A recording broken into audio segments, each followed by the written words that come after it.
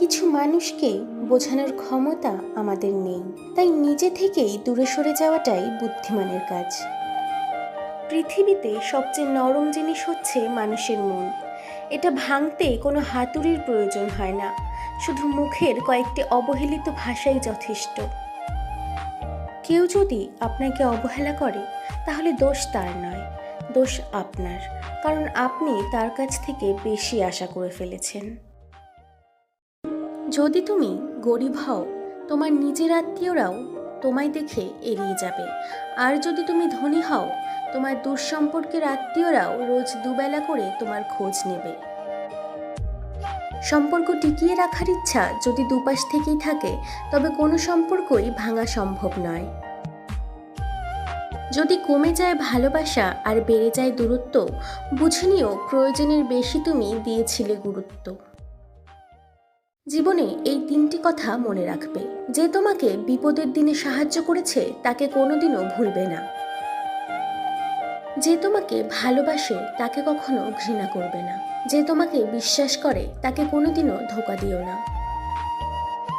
সব সহ্য করা যায়, কিন্তু প্রিয় মানুষের অবহেলা সহ্য করা যায় না।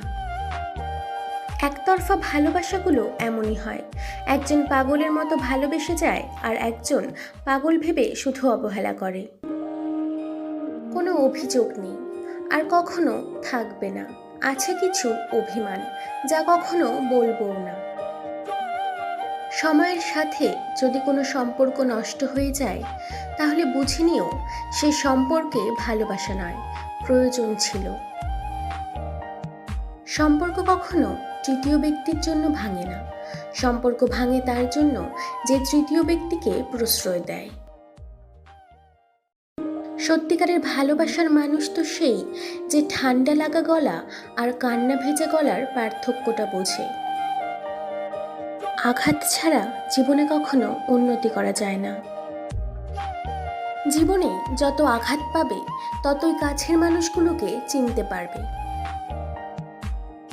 বিখ্যাত না হয়ে জীবন কাটালেও সুন্দর জীবন কাটানো সম্ভব, কিন্তু জীবনের মতো জীবন না কাটিয়ে বিখ্যাত হওয়া কখনো সুন্দর জীবন হতে পারে না। সম্পন্ন করার আগে সবকিছুই অসম্ভব মনে হয়।